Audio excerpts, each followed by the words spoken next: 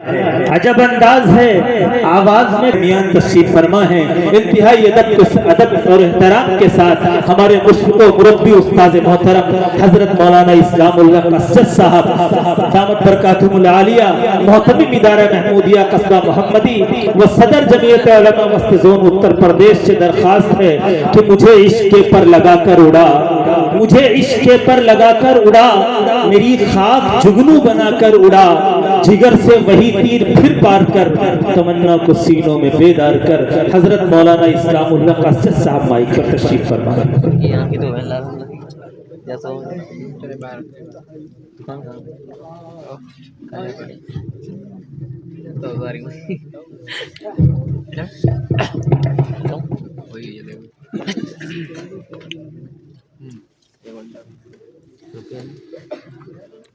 نحمده ونستعينه ونستغفره ونؤمن به ونتوكل عليه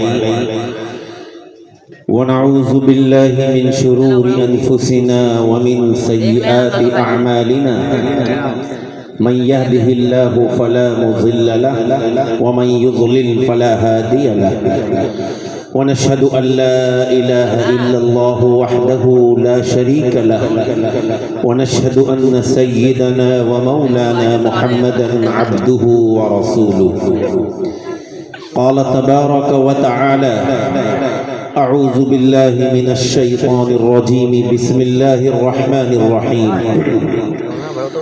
لقد كان لكم في رسول الله أسوة حسنة وقال رسول الله صلى الله عليه وسلم لا يؤمن أحدكم حتى يكون هواه تبعا لما جئت به أو كما قال عليه الصلاة والسلام۔ آج آپ کے موضع دلاول پور میں منعقد ہونے والا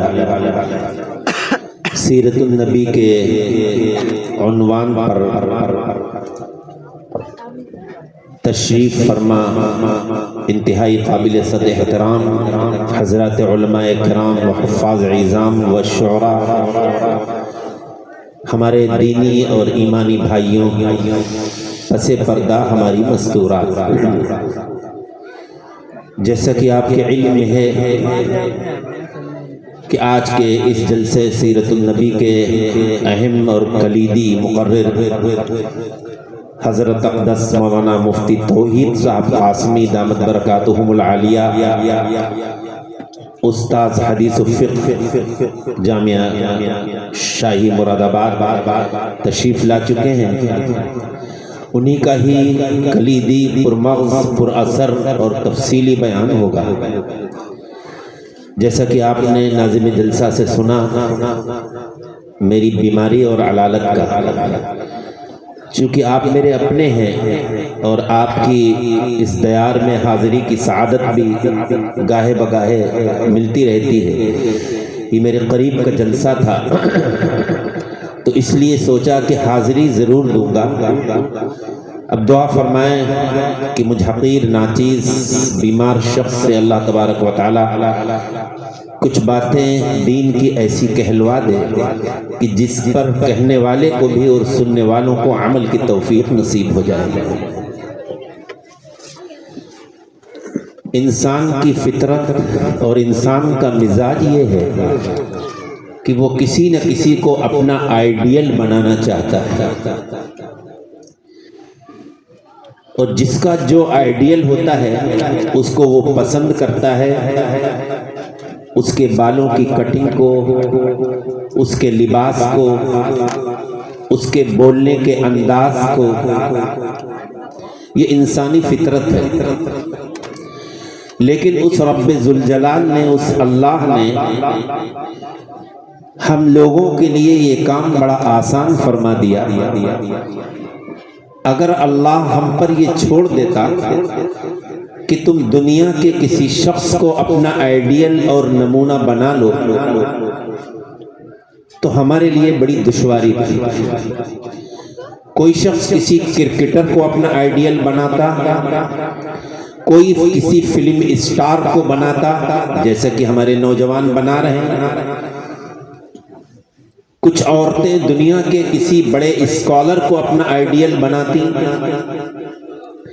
لیکن اللہ نے یہ کام اتنا آسان کر دیا، قرآن کی اس آیت کو اتار کر ہم سب کے لیے، صرف علماء کے لیے نہیں، صرف دعوت و تبلیغ میں لگنے والوں کے لیے نہیں، صرف پانچوں وقت باجماعت نماز پڑھنے والوں کے لیے نہیں، صرف حج کرنے والوں یا عمرہ کرنے والوں کے لیے نہیں، بلکہ مطلق اللہ تبارک و تعالیٰ نے یہ فرما دیا کہ تم سب کے لیے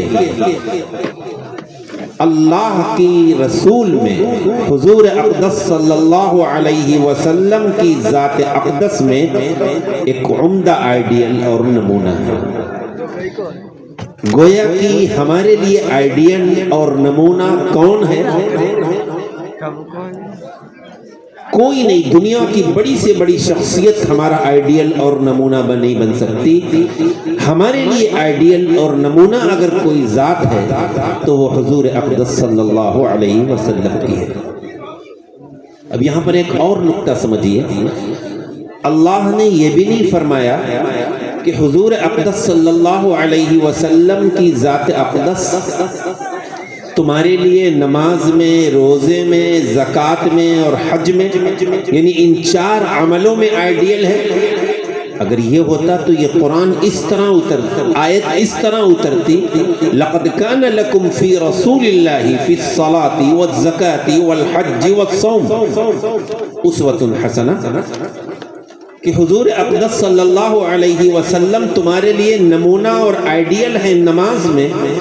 جیسی اللہ کے پیارے نبی نے نماز پڑھی ویسی ہمیں پڑھنی ہے، جس طرح آپ نے روزہ رکھا ویسے ہمیں رکھنا ہے، جو آپ نے زکوٰۃ دینے کا طریقہ بتایا اسی طرح ہمیں بھی دینا ہے، اور جس طرح آپ نے حج کیا اسی طرح ہمیں کرنا ہے۔ تو ایک بات میرے نوجوان بھی ذہن میں رکھیں، میری آواز گاؤں کے جہاں جہاں تک پہنچ رہی ہو اور ہماری مائیں بہنیں بھی سن رہی ہو تو وہ بھی ذہن میں رکھیں، بڑے بوڑھے بھی ذہن میں رکھیں کہ یقیناً یہ چار عبادتوں میں حضور اقدس صلی اللہ علیہ وسلم ہمارے آئیڈیل یقیناً ہے۔ ہمیں نماز کا بھی اہتمام کرنا ہے، ظاہر ہے اس میں نمونہ ہے۔ اللہ نے حکم دیا ہے نماز کا، اور یہ تحفہ حضور اقدس صلی اللہ علیہ وسلم کو اللہ نے دیا ہے، اور اس کو مثال سے سمجھیے۔ اگر کوئی گفٹ کسی فنکشن کے موقع پر، شادی کے موقع پر کوئی کسی کو دے اور وہ اس گفٹ کا یوز نہ کرے، استعمال نہ کرے، جس نے دیا ہے اسے معلوم ہو جائے کہ جو گفٹ، جو تحفہ، جو ہدیہ اپنے رشتہ دار کو ہم نے دیا ہے، اس نے اس کو اچھی نظر سے دیکھا بھی نہیں، استعمال بھی نہیں کیا، پھینک دیا، تو اس کو غصہ ہے کہ ہم نے تو اتنا قیمتی جوتا دیا، اتنی قیمتی گھڑی دی، اتنا اچھا موبائل دیا، یہ اس کا استعمال بھی نہیں کرتا، غصہ آئے گا، آئندہ نہیں دے گا، ناراض ہوگا۔ تو جب ایک انسان کسی انسان کو گفٹ دیتا ہے، کوئی تحفہ اور ہدیہ دیتا ہے، اس کو وہ استعمال نہ کرے، ڈال دے، تو اس کو غصہ آئے گا دوسرے کو دینے والے کو۔ اب ذہن میں رکھیے کہ حضور اقدس صلی اللہ علیہ وسلم کو اللہ نے کیا تحفہ دیا اور کس کے لیے دیا۔ اللہ نے حضور صلی اللہ علیہ وسلم کو معراج میں اپنے پاس بلایا۔ ظاہر ہے رب العالمین بلا رہا ہے محبوب رب العالمین کو، یعنی پیارے نبی کو بلایا گیا، کسی انبیاء کو آسمان پر نہیں بلایا گیا۔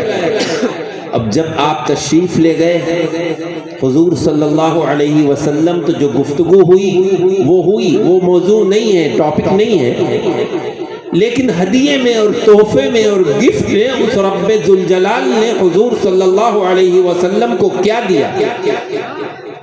نماز تحفے میں۔ اب اگر ہم نماز تحفہ دینے والے اللہ، تحفہ لانے والے پیارے نبی، اس تحفے کو استعمال کرنے والے حضور صلی اللہ علیہ وسلم کے وہ امتی جو صاحب ایمان ہیں، قیامت تک آنے والے امتی۔ اب یاد رکھو میرے نوجوانوں، اگر تم نے نماز کا اہتمام نہیں کیا، صرف نماز کو رمضان کے لیے چھوڑ دیا، یا جنازے کی نماز پڑھ لی، یا صرف جمعے کی نماز کا اہتمام کر لیا، تو حقیقی معنی میں اللہ کے دیے ہوئے تحفے کی بھی تم ناقدری کر رہے ہو، اور جو ذات اس تحفے کو لائی ہے اس کی بھی ناقدری کر رہے ہو۔ کیا یہ ہم پر اور آپ پر زیبا دیتا ہے کہ رب ذوالجلال کے تحفے کی ہم ناقدری کریں نمازوں کو چھوڑ کر؟ نہیں زیبا دیتا۔ اس لیے پہلی گزارش اس جلسے سیرت النبی کے عنوان پر منعقد ہونے والے اس جلسے میں سننے والوں سے دل و دماغ تک پہنچانا چاہتا ہوں کہ رمضان کا انتظار مت کرو، جمعے کا انتظار مت کرو، بلکہ جس جذبے کے ساتھ، جس حوصلے کے ساتھ، جس ذوق و شوق کے ساتھ رمضان میں اذان کی آواز سن کر ہمارا نوجوان مسجدوں میں پہنچتا ہے، مسجدیں چھوٹی پڑ جاتی ہیں، یہاں سے یہ طے کر کے اٹھو کہ اسی جذبے، اسی حوصلہ، اسی ذوق و شوق اور لگن کے ساتھ ہم انشاءاللہ باجماعت نماز کی پابندی کریں گے نا انشاءاللہ۔ یاد رکھو شیطان ہمارا ازلی دشمن ہے۔ شیطان نے ہمیں سکھا دیا ہے، بالخصوص ہمارے نوجوانوں کو، کہ رمضان میں نماز پڑھ لو، اس کے بعد جمعہ پڑھ لو۔ آپ کے یہاں بھی جن مساجد میں جمعہ ہوتا ہے، جہاں تک میرا خیال ہے، اگرچہ میں نے نہیں پڑھا، کہ جتنے افراد جمعے میں ہوتے ہیں، آپ دل سے بتائیے، اپنے دل پر ہاتھ رکھ کر، کیا اتنے افراد، اتنے انسان پانچوں وقت نماز میں ہوتے ہیں؟ نہیں ہوتے۔ جبکہ پانچوں وقت کی نماز فرض عین ہے، جمعے کی نماز واجب ہے۔ پانچوں وقت کی نماز کی جو اہمیت ہے، حیثیت ہے، جو مقام ہے، وہ جمعے کا نہیں ہے، لیکن شیطان نے بہکا رکھا ہے۔ اس لیے ایک گزارش صرف یہ ہے کہ قیامت کے دن جس چیز کا سب سے پہلے سوال ہوگا وہ نماز کا ہوگا۔ آپ چاہے شادی میں ہو، بارات میں ہو، ولیمہ آپ کے ہاں ہو، آپ کے بیٹے کی بارات کہیں جا رہی ہو، جہاں آپ پہنچے، جہاں بہت سی چیزیں آپ طے کرتے ہیں، بہت سے معاملات طے کرتے ہیں، بارات کس وقت نکلے گی، کون کس گاڑی میں بیٹھے گا، فلاں شہر میں جا رہی ہے تو گاڑیاں راستے میں کہاں رکیں گی، پیٹرول کس پیٹرول پمپ پہ بھرایا جائے گا، کس وقت گاڑی کہاں پہنچے گی، لوکیشن منگاتے ہیں کہ جس میرج لان میں ہے اس کی لوکیشن سینڈ کر دی جائے کہاں پر گاڑیاں ہوں گی۔ کیا اللہ کا کوئی بندہ ایسا ہوتا ہے جو یہ طے کرے کہ راستے میں جو نمازوں کا وقت ہوگا وہ کہاں پڑھی جائیں گی؟ جہاں میرج لان ہے اس کے قریب کوئی مسجد ہے؟ میں اپنی ماؤں بہنوں سے بھی کہنا چاہتا ہوں جو سج دھن کے ہر طرح کا میک اپ کر کے نکلتی ہیں، کیا ان کے ذہن کے کسی گوشے میں یہ آیا کہ بارات میں جب ہم جائیں تو نمازیں ہماری قضا نہ ہوں؟ نکاح سنت ہے اور نماز فرض۔ ایک نکاح کو، ایک سنت کو، پیارے نبی کے ایک سنت کو ادا کرنے کے لیے اگر ہم جا رہے ہیں اور فرض چھوڑ رہے ہیں تو یاد رکھیے ایسی نکاح میں برکتیں نہیں ہوا کرتی۔ افسوس کے ساتھ کہنا پڑتا ہے کہ اگر کوئی لوگ، خاص کر ہماری مائیں بہنیں، اس کا اہتمام کرنے بھی لگے تو لوگوں کو تعجب ہوتا ہے۔ لہذا میں اپنے معاشرے پر میری نظر ہے، طے کریے کہ چاہے ہم اپنے دلاول پور میں ہوں، چاہے ہم کچہری میں ہوں، چاہے ہم تجارت کر رہے ہوں، چاہے ہم کاشتکاری کر رہے ہوں، جب مؤذن کی آواز ہمارے کان پہ پڑے گی، حی علی الصلاۃ، نماز کی طرف آؤ، حی علی الفلاح، آخرت کی کامیابی کی طرف آؤ، تو ہم سب کچھ چھوڑ کر اللہ کے گھر کی طرف دوڑیں گے۔ آپ نے وہ زمانہ دیکھا ہوگا لاک ڈاؤن کا، ہمارے بہت سے لوگوں نے دیکھا ہوگا جو ہمارے سامنے ہیں، کہ ایک وہ وقت تھا کہ ہم اللہ کے گھر پر جانے سے محروم کر دیے گئے تھے۔ اذان ہوتی تھی لیکن ہم مسجد کے اندر باجماعت نماز نہیں پڑھتے تھے. کیا شوق تھا، اشتیاق تھا، لیکن جماعت سے نماز پڑھنے کو ہمیں اجازت نہیں تھی. ایک دور وہ بھی تھا، چند سال ہوئے ہیں. اللہ ہر چیز پر قادر ہے، وہ اللہ کا گھر ہے. اللہ نے چاہا تو ہم اس جگہ نہیں جا سکے. پھر وہ دور آیا کہ اللہ نے اپنے گھر کے دروازے ہمارے لیے کھول دیے کہ اے میرے بندوں، اے پیارے نبی کے امتیوں، ایک وقت ایسا بھی میں تم پر لایا تھا، اور صرف ہندوستان میں نہیں بلکہ پوری دنیا میں لایا تھا، کہ جو چاہنے کے باوجود تم اپنی پیشانی کو میرے گھر میں آ کر جھکا نہیں سکتے تھے. میں نے یہ وقت بھی دکھایا ہے، لیکن اب تمہارے سامنے دروازے کھلے ہیں. آخر مورے تمہیں میرے گھر سے کیا بیر ہے؟ میں اس کو مثال سے سمجھاؤں. آپ کا کوئی قریب ترین رشتہ دار ہو، دوست ہو، آپ اس کے گھر روزانہ جاتے ہو یا ہفتے میں 2-3 دن جاتے ہیں، اور اچانک آپ جانا بند کر دیں تو وہ سوچے گا کہ یہ ہم سے ناراض ہے، ہماری کوئی بات بری لگ گئی ہے، ہم نے اس کی خاطر نہیں کی ہے. ٹیلی فون کرے گا، پوچھے گا کہ بھائی کیا بات ہے، تم نے ہمارے گھر آنا کیوں چھوڑ دیا؟ تم تو روز آنا ملتے تھے، ہر تیسرے چوتھے دن ملتے تھے یا ہر ہفتے میں ملتے تھے. لگتا ہے ہماری کوئی بات تمہارے دل کو لگی ہے. جب ایک انسان یہ محسوس کر سکتا ہے تو وہ رب ذوالجلال جو ہم سب کا رازق بھی ہے، خالق بھی ہے، جب اس کے در پر ہم رمضان کے مبارک مہینے میں پابندی سے جا رہے ہیں یا جمعہ جا رہے ہیں، تو وہ نہیں سوچ سکتا کہ ہم یہ بندہ جس کو روزی بھی ہم ہی دیتے ہیں، بیمار ہوتا ہے تو شفا ہم دیتے ہیں. دواؤں میں تاثیر نہیں ہے، اگر اللہ نہ چاہے تو کوئی ڈاکٹر کسی کو ٹھیک نہیں کر سکتا. شفا دینے والی ذات بھی اللہ کی ہے، جس کی مرضی کے بغیر یہ سانس نہیں لے سکتا. اس کی دل کی دھڑکنوں کو ہم قائم کیے ہوئے ہیں، اور مجھے میرے ہی گھر سے اس کو نفرت ہے. اس نے میرا ہی گھر چھوڑ رکھا ہے، یعنی مسجد نہیں آتا. تو بتائیے وہ کتنا ناراض ہوگا، اور دنیا سے جانے کے بعد وہ کیا سزا نہیں دے گا. اس لیے میرے بھائی، قبل اس کے کہ موت آ جائے ہمارا جنازہ لوگ پڑھائیں. ہماری نماز جنازہ پڑھانے سے پہلے ہم اس کا عہد کریں اور طے کریں ہر نوجوان کہ ہمیں پابندی سے باجماعت نماز ادا کرنی ہے. اگر بالفرض کسی مشغولیت کی وجہ سے ہم اللہ کے گھر میں نہیں پہنچ پا رہے ہیں تو وقت کے اندر نماز ادا کرنی ہے، نماز کو قضا نہیں کرنا. مجھے ایک حدیث یاد آئی، حضور اقدس صلی اللہ علیہ وسلم فرماتے ہیں کہ من لم یحافظ الصلاۃ، وہ حضرات جو نماز کی پابندی نہیں کرتے، یعنی گھنٹے دار نماز پڑھتے ہیں، موقع ہوا پڑھ لی، فجر کی چھوڑ دی، اٹھ نہیں سکے، دوپہر میں اپنے کاموں میں مشغول ہیں، مغرب کی پڑھ لی، عصر کی پڑھ لی، کبھی وہ بھی نہیں، یعنی کبھی پڑھی کبھی نہیں پڑھی. یاد رکھیے یہ اس کے لیے نہیں ہے جو بالکل نہیں پڑھتا، یہ وعید اس کے لیے ہے جو نمازوں کو پڑھتا ہے لیکن پابندی نہیں کرتا.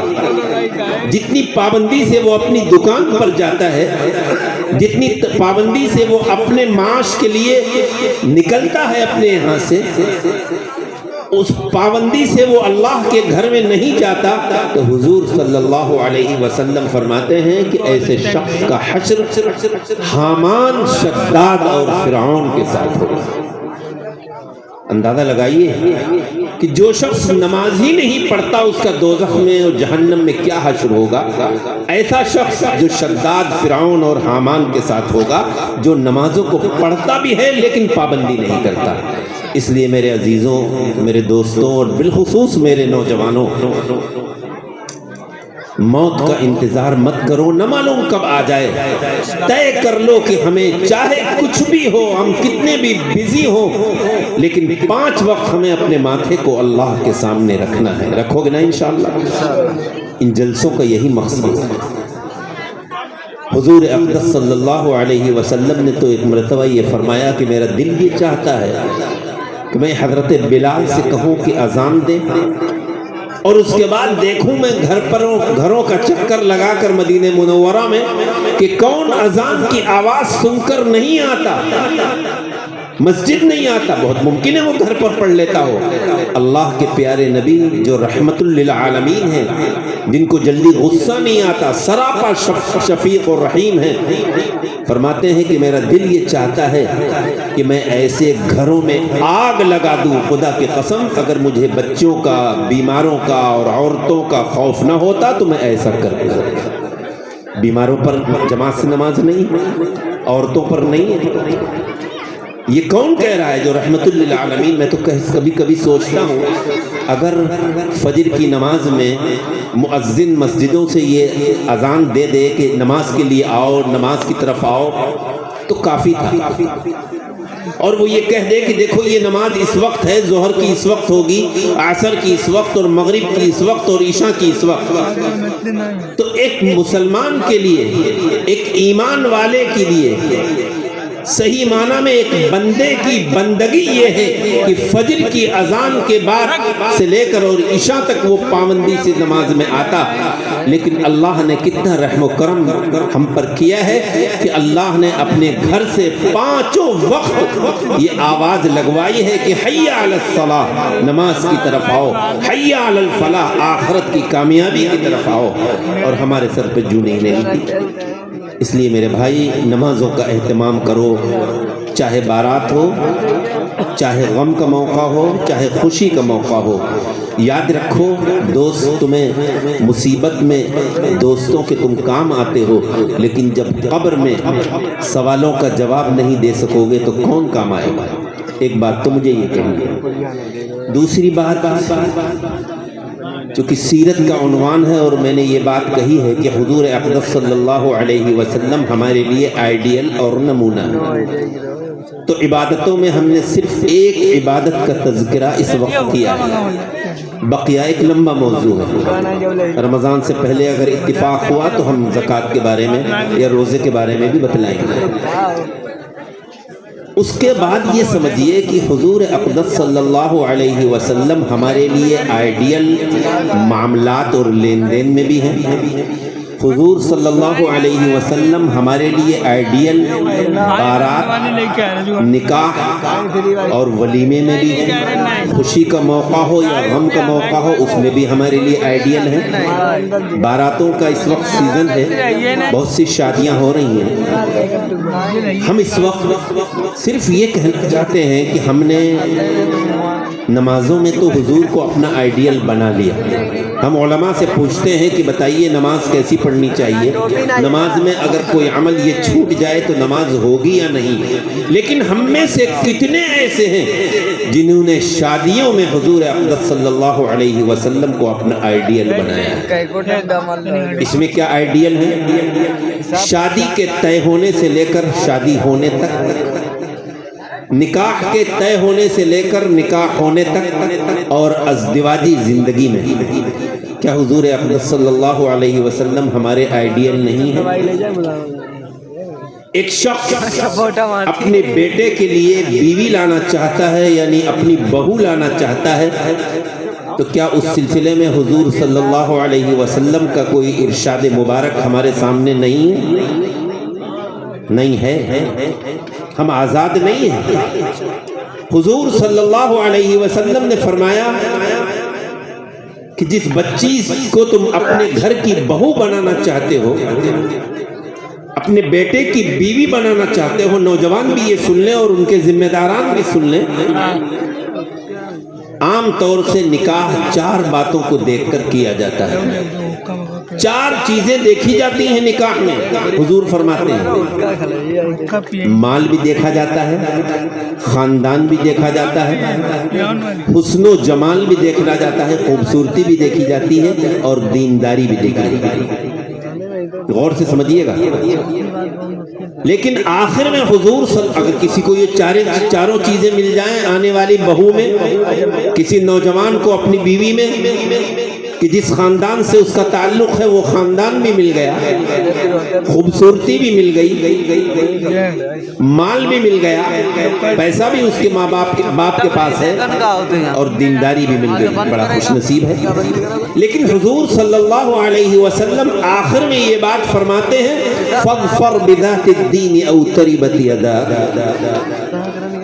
اگر تمہیں تین چیزیں نہیں مل پا رہی ہیں, جس بچی کو اپنے گھر کی تم بہو بنانا چاہتے ہو, اپنے بیٹے کی بیوی بنانا چاہتے ہو, اس کے والد کے پاس مروجہ جہیز دینے کے لیے پیسہ نہیں ہے, مال نہیں ہے, اس کی فکر نہ کرو. خوبصورتی نہیں ہے, اس کی فکر مت کرو. خاندان نہیں ہے, اس کی فکر مت کرو. اگر دینداری ہے تو دینداری کو لے کر کامیاب ہو جاؤ. سب سے بڑا اس دور میں خوش قسمت وہ نوجوان ہے جس کی بیوی کے اندر دین. اللہ کے پیارے نبی فرماتے ہیں, آج ایک مجمع ہمارا سامنے ہے, ہماری آواز جا رہی ہے, ہماری مائیں بہنیں بھی سن رہی ہیں, وہ ذمہ دار باپ بھی یہاں موجود ہیں, مائیں بھی موجود ہیں. آج ہم اپنے بیٹے کے لیے جو چیز دیکھتے ہیں وہ کیا ہے, ترجیح کس کو دیتے ہیں؟ اللہ معاف فرمائے.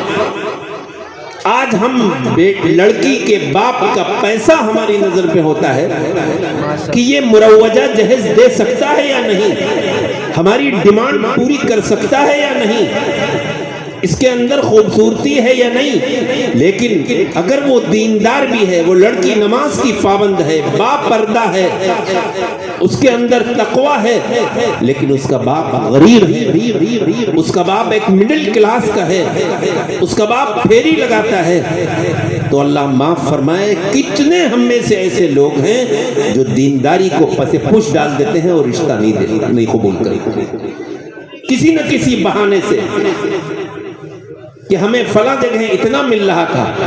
میں تو کہا کرتا ہوں اور آپ سے بھی کہوں گا, آپ میرے اپنے ہیں کہ نوجوانوں, اللہ نے تم کو حاکم بنایا. شادی کے بعد تین چیزیں تم پر لازمی ہیں. مہر تمہیں دینا ہے, خرچہ نان نفقہ تم پر ہے, سکنا رہائش تمہارے ذمہ ہے. ایک شخص اپنی بیٹی دے رہا ہے. ایک بیٹی جب اپنے یہاں سے رخصت ہوتی ہے, ذرا اس کے ماں باپ کے دل سے پوچھئے, اس بیٹی سے پوچھئے کہ کیا اس پر گزرتی ہے, کس طرح مائیں رو کر آنسو بہا کر اس کو رخصت کرتی ہیں.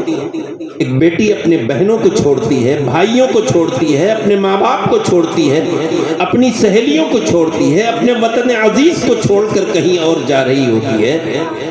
لیکن ہمارا معاشرہ اور ہمارا سماج کے افراد اگر وہ جہیز ہماری اپنی ڈیمانڈ کے مطابق, ہماری اپنی مرضی کے مطابق نہیں لا سکی, تو شوہر بھی اس کو تانا دیتا ہے, ساس سسر بھی اس کو تانا دیتے ہیں, نندیں بھی اس کو تانا دیتی ہیں, اور بالآخر کبھی کبھی طلاق کی نوبت آ جاتی ہے. اللہ ہم سب کی حفاظت فرمائے.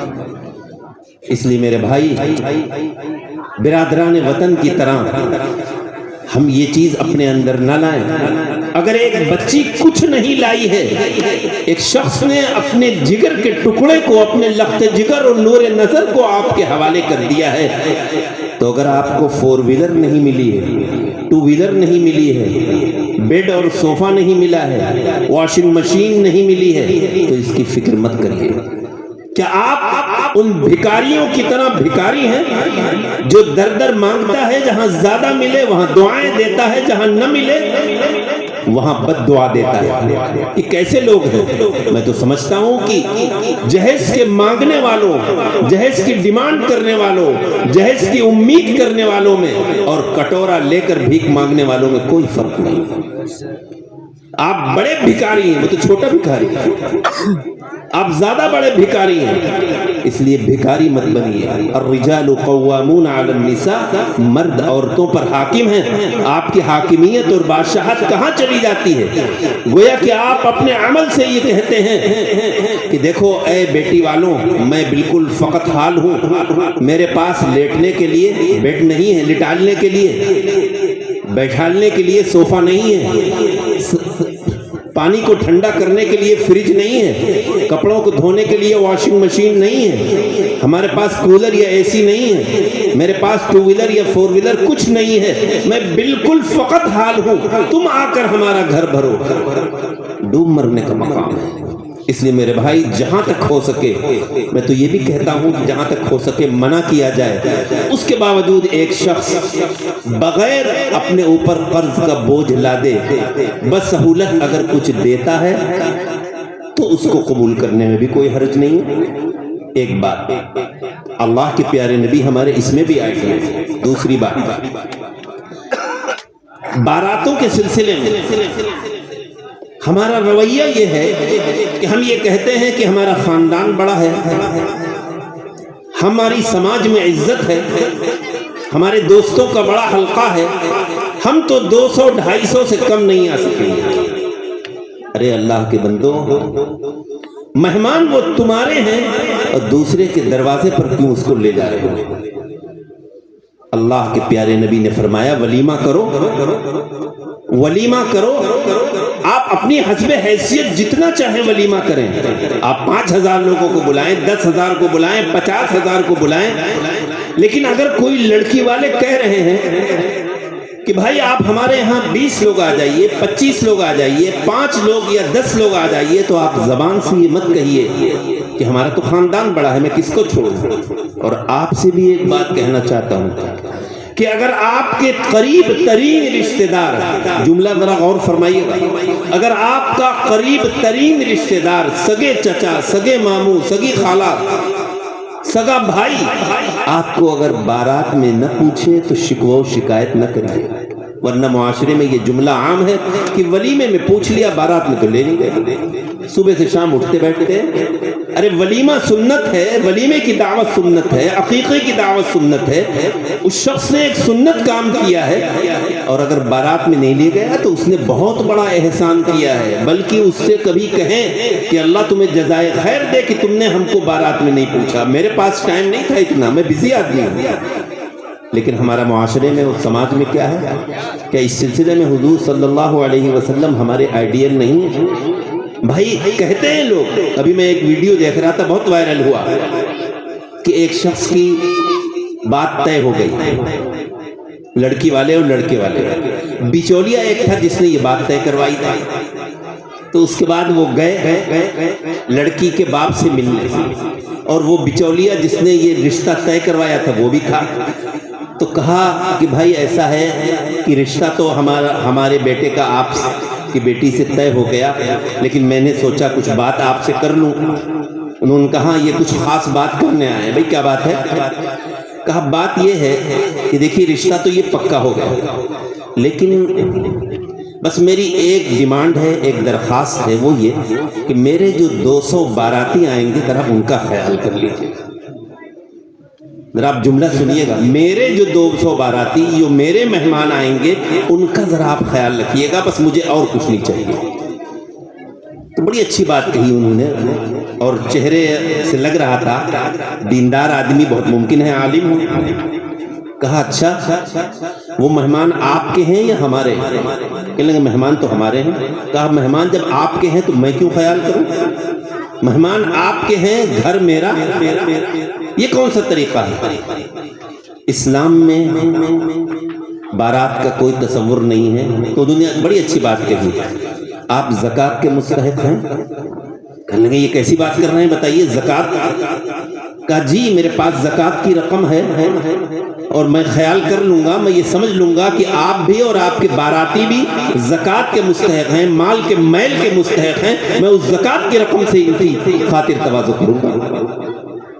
اب یہ ایک دم گرم ہو گئے کہ یہ کیا کہہ رہے ہیں؟ کہا گرم مت ہوئیے، یہاں پر پٹائی ہو جاتی ہے ایسے لوگوں کو۔ لڑکی والوں نے کہا، اب بیچ کا جو شخص تھا وہ اٹھا، حالانکہ ہو سکتا ہے یہ بنایا ہوا ہو اور ہو سکتا ہے حقیقت بھی ہو کہ ایسا کرو۔ کہنے لگے آپ کیا کریں، بات تو پکی ہو گئی۔ تو لڑکی والوں نے کہا بات پکی پکے والوں سے ہوتی ہے، یہ کچی بات کرنے والوں سے کوئی بات نہیں ہوتی، یہاں سے تشریف لے جائیے۔ اب اس نے کہا اٹھو ورنہ یہاں پٹائی ہو جائے گی تمہاری۔ مقصد کہنے کا یہ ہے کہ واقعہ ہے، لیکن حقیقت یہ ہے کہ ہم دیکھیں کہ ہم کیا کریں۔ اگر ہم نے اپنے بیٹے کو پڑھایا ہے، انجینئر بنایا ہے، ڈاکٹر بنایا ہے، بڑی رقم خرچ کی ہے، تو ہم یہ چاہتے ہیں کہ اس کی ہم نیلامی کریں اور ہم وہ بچی لائیں جو جہیز لے، زیادہ سے زیادہ ملے۔ خدا کے لیے حضور صلی اللہ علیہ وسلم اس میں بھی ہماری اور آپ کے آئیڈیا ہے۔ لڑکی کے گھر والوں پر بوجھ مت بنیے، تھوڑے سادگی سے نکاح کریے، مسجدوں میں نکاح کریے، نمازوں کا اہتمام کریے، گاڑیوں میں گانے نہ سنیے، گاڑیاں اگر جا رہی ہیں تو اس میں آپ قرآن سنیے، نعتیں سنیے، کسی کی تقریریں سنیے۔ ہر باراتی جانے والا یہ طے کرے تو کم جائیں کہ ہمیں سنت ادا کرنے جا رہے ہیں اور فرض نہیں چھوڑنا ہے۔ اور تیسری اور آخری بات، پیارے نبی کی سنت ہے زمین پر بیٹھ کر کھانا، اگرچہ اس کی اجازت ہے کہ میز کرسی بھی ہو، لیکن آج اس سنت کا جنازہ ابھی تک شہروں میں نکالا جاتا تھا، اب گاؤں میں بھی نکالا جا رہا ہے۔ آج ہم جب ناشتہ دیتے ہیں اپنے باراتیوں کو تو بفے سسٹم رکھتے ہیں، کھڑے ہو کر جانوروں کی طرح، اور ہم ان کی عزت نہیں کر رہے ہیں۔ آپ یہ سمجھ لیجئے یہ عزتی نہیں ہے، بے عزتی ہو رہی ہے کہ آؤ اور جانور کی طرح چل پھر کر کھاؤ، بیٹھنے کی اجازت نہیں ہے۔ میں تو اس کو کہا کرتا ہوں کہ اگر آپ کے یہاں کبھی کوئی مہمان آئے بارات سے ہٹ کر، کبھی 5 مہمان، 10 مہمان، 3 مہمان، کبھی آپ نے اتنی بے عزتی کسی مہمان کی کہ آپ چائے کی پیالی لے آئیں، کچھ بسکٹ لے آئیں، کچھ ڈرائی فروٹ لے آئیں اور کہے بھائی کھڑے ہو کے کھاؤ، بیٹھنے کی اجازت نہیں، وہ کہے گا کتنا بد اخلاق شخص ہے کہ بتاؤ بیٹھنے کے لیے بھی نہیں کہہ رہا ہے۔ لیکن یہی بد اخلاقی ہم اپنے مہمانوں کے ساتھ ان کی بے عزتی کرتے ہیں۔ بظاہر ہم وہ ہمارے چیف گیسٹ ہیں لیکن بے عزتی کر رہے ہیں۔ میرے بھائی ایسے موقع پر ہمیں حضرت سلمان فارسی رضی اللہ تعالیٰ عنہ کا وہ جملہ ذہن میں رکھنا چاہیے۔ جب ایک موقع پر ایک جگہ تشریف لے گئے اور کھانا کھا رہے تھے ایک بڑے دربار میں بادشاہ کے، اور نوالا گرا تو اٹھایا تو سامنے ادھر والے نے کوہنی لگائی، ارے یہ کیا کر رہے ہیں، یہ کیا کر رہے ہیں، یہ نوالا اٹھا رہے ہیں، لوگ کیا کہیں گے؟ کیا فرمایا؟ اترک سنت حبیبی لہؤلاء الحمقاء، کیا میں ان بے وقوفوں کی وجہ سے اپنے پیارے نبی کے طریقے کو چھوڑ دوں؟ لہذا آپ جہاں بھی جائیں آپ یہ کہہ دیں ان لوگوں سے جہاں یہ طے کرتے ہیں کس دن جائیں گے، کس وقت پہنچیں گے، کہ ہمارے باراتیوں کے لیے بیٹھ کر کھانا کھلانے کا نظم کیا جائے، کھانا بھی اور ناشتہ بھی، تاکہ محمدی کے یا دلاول پور کے رہنے والے ایک پیغام دیں کہ واقعی وہاں سے ایک دور تھا۔ مجھے یاد آیا کہ سیتاپور میں ایک شادی تھی آج سے 40-50 سال پہلے، حضرت والا ہردوئی اس میں تشریف فرما، بلایا گیا، ان کے بڑے شرائط رہتے تھے حضرت والا کی کسی بارات میں شرکت کی، لیکن پوچھا سیتاپور والوں سے کہ بارات کہاں سے آ رہی ہے، کہاں سے لوگ آ رہے ہیں، تو بتایا کہ محمدی سے۔ کیا جملہ انہوں نے کہا! حضرت والا ہردوئی آپ سب جانتے ہیں بڑی شخصیت تھی، محی السنہ حضرت مولانا برال الحق صاحب کا، فرمایا کہ اگر محمدی سے یہ بارات آ رہی ہے تو مجھے امید ہے، وہاں مولانا رمضان الحق صاحب میرے دادا کا نام لیا، انہوں نے ایسی محنت کی ہے اور ایسا کام کیا ہے اور جمعوں میں اپنے بیان میں ایسا لوگوں کو سمجھایا ہے، ہمیں امید ہے کہ کوئی خلاف سنت اور خلاف شرع کام اس میں نہیں ہوگا، اور وہ اس میں شریک ہوئے۔ میں نے تو اپنے جمعے میں کہا تھا یہ ہمارے اکابرین کا محمدی اور قرب و جوار کے سلسلے میں ایک خوشگمانی تھی، لیکن آج ہمارا حال بالکل دیگر گو ہو گیا۔ اللہ ہم سب کی حفاظت فرمائے۔ اس لیے میرے بھائی، ہم نکاح ایک سنت ہے، ایک عبادت ہے، تصور یہ کریں کہ ہم یہ عبادت کرنے جا رہے ہیں، اور عبادت میں رسوم نہیں چلا کرتی، عبادت میں گناہ نہیں ہوتے، عبادت میں عبادت کو عبادت کے ڈھنگ سے کریں گے تو انشاءاللہ اس میں برکتیں ہوں گی۔ پیارے نبی نے فرمایا کہ دنیا کی جتنی بھی چیزیں ہیں اس سے فائدہ اٹھایا جاتا ہے، سب سے اچھی چیز جس سے فائدہ اٹھایا جائے وہ نیک صالح بیوی ہے، اور داماد کے بھی انتخاب میں یہی ہے کہ الا من ترضون دینہ و اخلاقہ فزوجوہ، جس کے تم دین سے اور اخلاق سے مطمئن ہو تو ایسے سے اپنی بیٹی کا نکاح کر لو۔ داماد میں بھی دین دیکھو اور بہو لانے میں بھی دین دیکھو۔ اگر ہم یہ سب کریں گے تو صحیح معنی میں ہم پیارے نبی کے عاشق ہیں۔